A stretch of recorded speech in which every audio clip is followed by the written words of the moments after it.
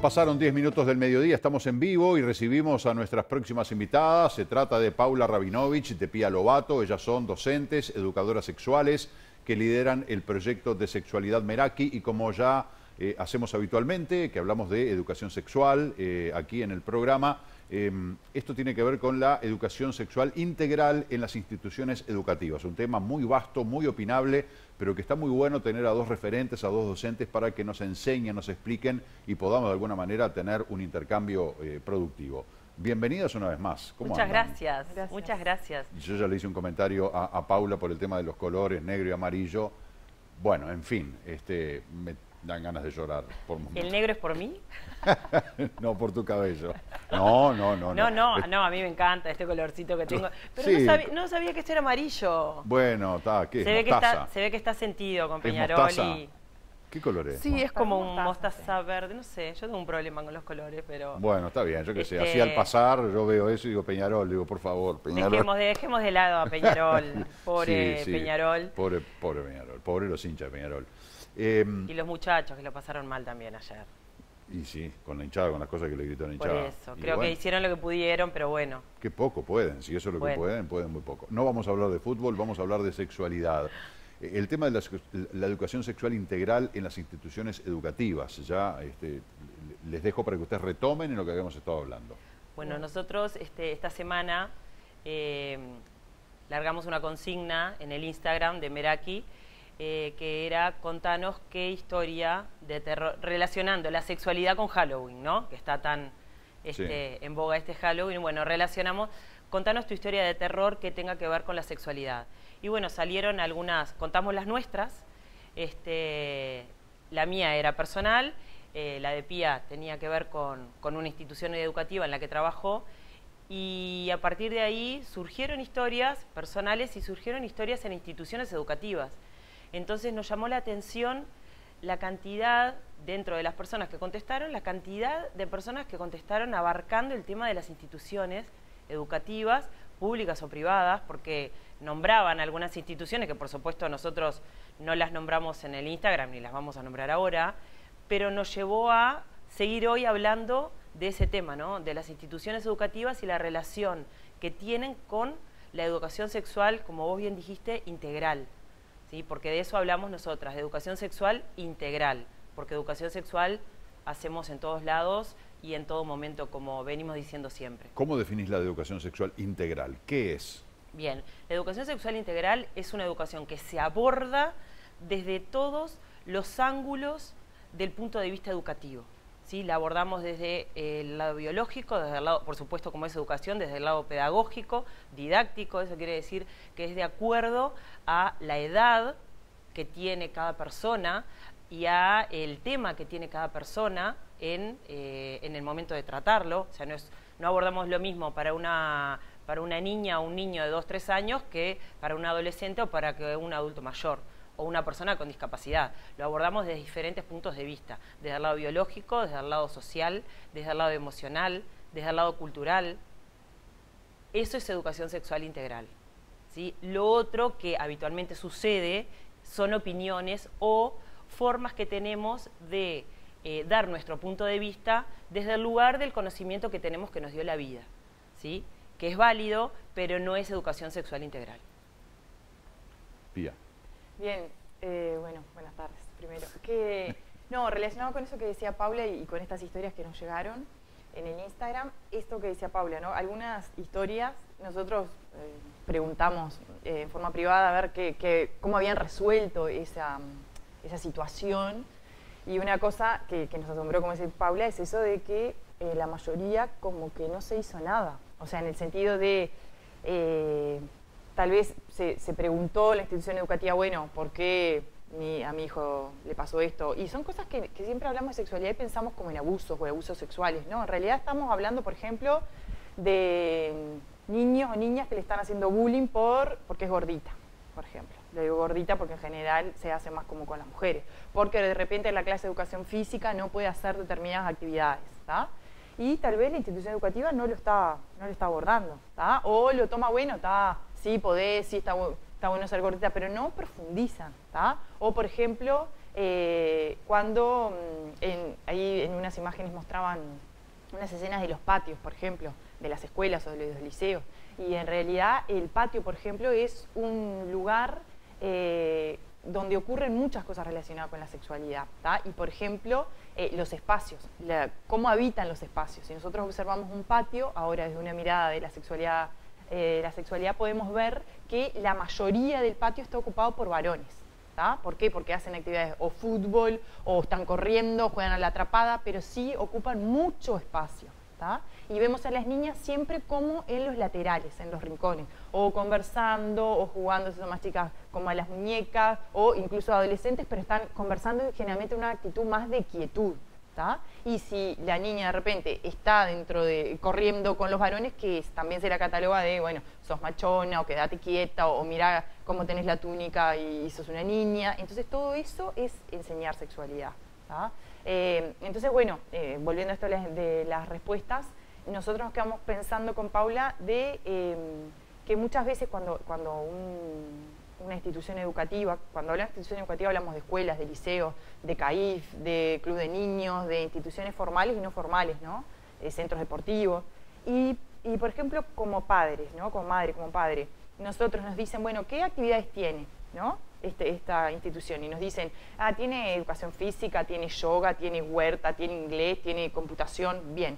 Pero nosotros no hemos visto ninguna institución que ponga como un baluarte tener educación sexual integral. ¿Tá? Entonces, cuando yo ni siquiera lo menciono, ¿tá? Después queda al libre albedrío de la maestra, o el maestro, el profesor, o la institución educativa que lo trabaje o no. ¿Tá? Entonces, eso estamos viendo, como que desde el plan, desde lo que la propuesta que el centro expone, estaría bueno que fuera bueno. Y también brindamos educación sexual integral. Eso realmente es algo que no vemos. ¿Tá? Sería realmente una institución innovadora, una institución que estaría haciendo algo que comúnmente no se está haciendo. ¿Tá? Y después, como hemos hablado muchísimas veces, nos llaman cuando ocurre el problema. Entonces, de repente, ya, no sé, tienen 8, 9, 10 años, 14 años, 15 años, y nos llaman, ay, pasó esta situación, ¿y qué hacemos? Y ahí empiezan los problemas. ¿Pero perdiste cuánto tiempo?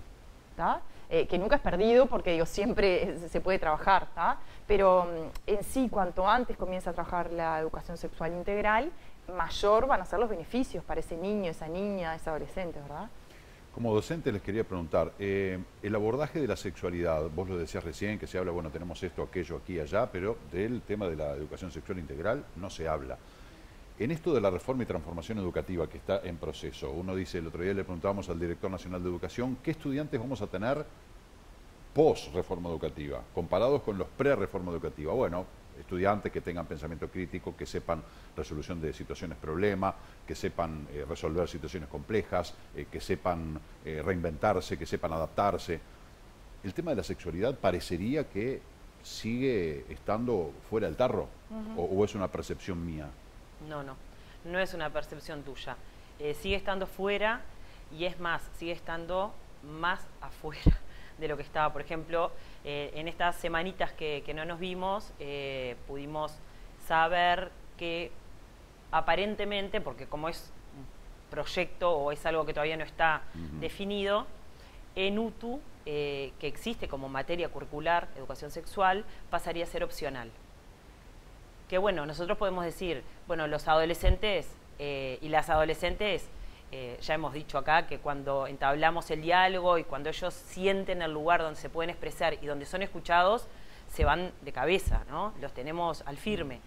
Pero ya no sería curricular, sería opcional. Entonces, bueno, capaz que en vez de ir a educación sexual, me voy por múltiples razones que puedan tener para no elegirla. Entonces ya estamos un paso atrás, ¿sí? Todavía bien no sabemos en qué va a terminar, tampoco hay mucho tiempo como para definir nada, porque estamos en noviembre, diciembre, enero, tenemos que elegir... Se empieza a aplicar el año que viene. No, y aparte los docentes elegimos las horas, claro, antes de que se empiece a aplicar. Entonces es bastante compleja la situación de la educación hoy, y muchísimo más de la sexualidad, que no parece avanzar, sino todo lo contrario, que parece que va a retroceder. Algo sí que positivo, que podemos ver en esto de la nueva malla curricular, como la llaman, es que los centros educativos van a tener un poquito más de autonomía. Entonces, nosotros en estas semanas, en todo octubre, hemos tenido entrevistas con instituciones educativas planteándoles nuestra propuesta, y bueno, ellos también nos han planteado qué necesitan, y bueno, para elaborar una propuesta para el 2023, que ya de hecho les decimos que tenemos la agenda abierta para diciembre, para noviembre, y bueno, que si están interesados se comuniquen por Meraki Sexualidad en Instagram, allí también aparecen los teléfonos. Paréntesis, instituciones interesadas en incorporar el proyecto Meraki a la currícula de los centros. Exactamente, a que podamos brindar talleres, que podamos brindar nuestro servicio de referentes de educación sexual. Y bueno, nos encontramos con una institución educativa de Maldonado que está pensando ya cómo va a elaborar su proyecto institucional para el año que viene, y le interesaría que dentro de ese proyecto estuviera la educación sexual integral. Entonces, bueno, eso es decir, bueno, aprovechemos esta apertura y bueno, y pongamos contenidos que realmente sean contenidos de valor, como se dice, ¿no? Y también esto de que es interesante cuando, por ejemplo, una institución privada, pienso, porque de repente tiene desde nivel maternal, inicial, primaria y secundaria, de que realmente esa sexualidad, esa educación sexual comience desde los primeros años y se continúe a lo largo de todo el trayecto educativo. Eso es fundamental. ¿Por qué? Porque la mayoría es quinto, sexto de escuela y después liceo, ¿tá? Pero si realmente, eso lo conversábamos también en las instituciones que hemos ido, si realmente, no lo decimos nosotras, o sea, se ha comprobado que en realidad en las instituciones donde la educación sexual empieza en las primeras etapas, desde maternal, inicial, después los resultados, vamos a poner los problemas cuando llegan a la adolescencia, son muchísimo menos. ¿Por qué? Porque ya hay todo un conocimiento desde los chiquilines y las chiquinas de su cuerpo, del respeto, de las emociones, y como institución ya hay un marco, ¿tá? De, bueno, educación sexual se trabaja de esta manera, ¿tá? O si surge en ciertas situaciones la abordamos de esta manera, y que todos las personas que componen esa institución lo saben. Eso hablamos también en otra institución educativa que en realidad nos planteaban justamente eso, una educación sexual desde inicial hasta secundaria, y una cosa que ellos querían era que tener como poder elaborar, y bueno, que nosotros ayudáramos, un marco de acción que fuera propio de la institución. Eso nos pareció maravilloso, porque es como, bueno, si ocurre cierta situación, ¿qué vamos a hacer? Y lo sabemos todos, lo saben los docentes, lo saben, no sé, los administrativos, lo saben las familias, lo saben los directores. Entonces, no es que te pasa, porque los hechos, los acontecimientos de repente de sexualidad, como estas historias terroríficas que poníamos, surgen en el momento menos pensado. Entonces, si yo ahí, cuando surge, voy a ver, ay, ¿qué? Y después, ay, hubiera hecho esto, o hubiera hecho esto otro. Tenemos que tener las herramientas. Claro, es muy importante prever, ¿tá? Tener herramientas para cuando suceden ciertas cosas, y una de las cosas que más le queda a los chiquilines y a las chiquilinas es nuestra primera reacción, como docentes, como familia. Entonces, como... ¿tá? Si en ese momento, y me van a saltar, porque sobre todo la sexualidad atraviesa a la persona, entonces me van a saltar todas mis propias cosas relacionadas con la sexualidad, mis prejuicios, mis miedos, cómo me educaron a mí en sexualidad, en ese segundo. Y ese segundo tal vez marque la sexualidad de ese niño, esa niña, ese adolescente. ¿Y cómo hacen ustedes para desmarcar eso que vos señalás muy bien, que en algunos casos se encontrarán con chiquilines y chiquilinas, como dice Pía, que están marcados por un pensamiento, por una enseñanza, por una experiencia, por algo que les sucedió y que nunca nadie se les acercó, ni les explicó, ni les contaron cómo era? ¿Cómo hacen ustedes para decir, bueno, acá hay una marca muy fuerte, hay que tratar de disimularla un poco, de alivianarla? Lo que nosotros hacemos siempre es trabajar en la reflexión, ¿sí? Entonces, cuando uno tiene ese pensamiento, ¿no? Como decías vos, que ojalá tengamos estudiantes con pensamiento crítico,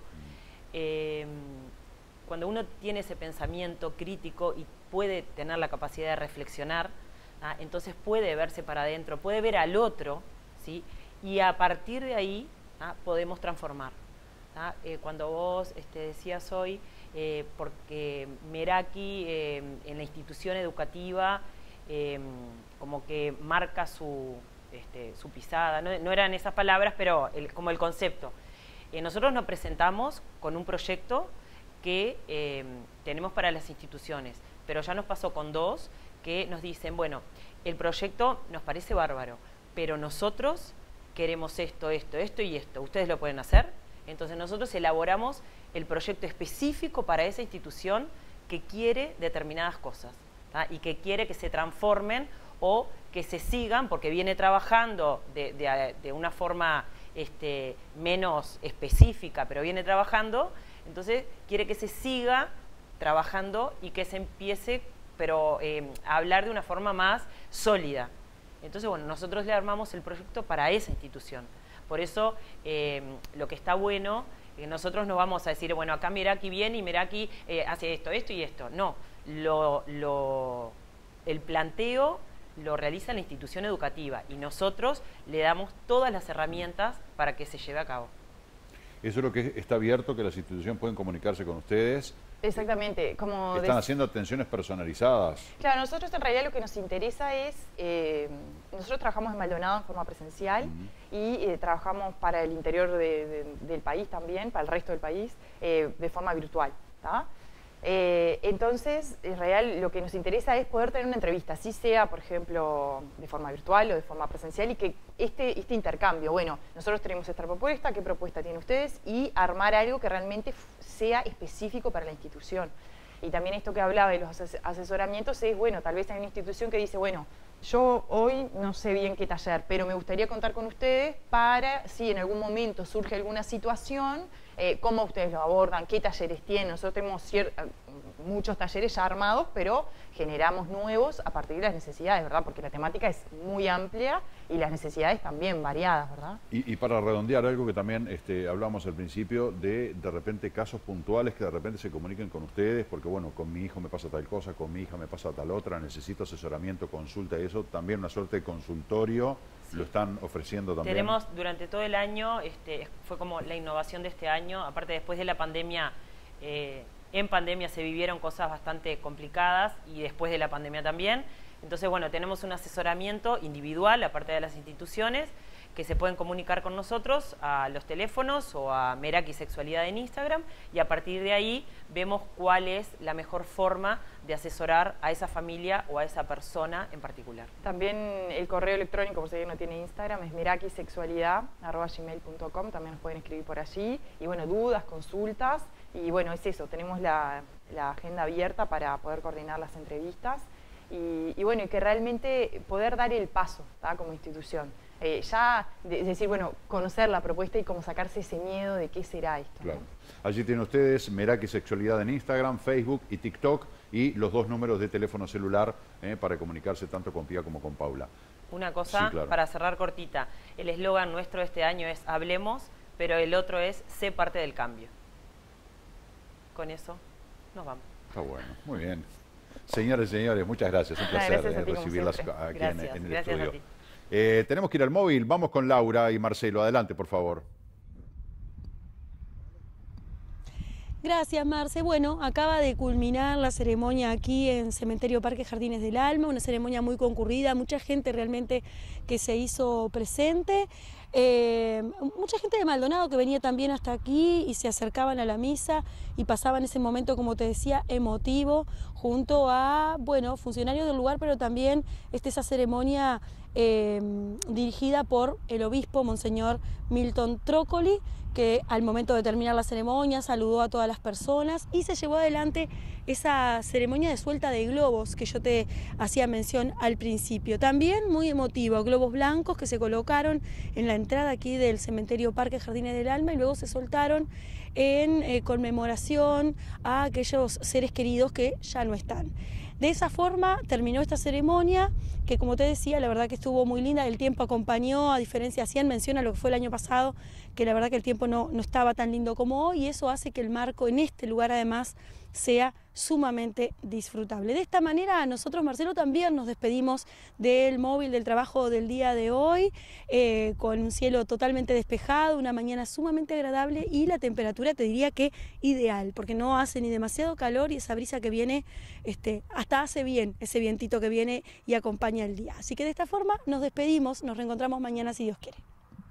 Muy bien, impecable, Laura, muchas gracias. Gracias a ti, gracias a Marcelo Birrum también. Cerramos el trabajo de nuestros compañeros del móvil y hacemos una pausa más, 12:30, ya volvemos. Chao.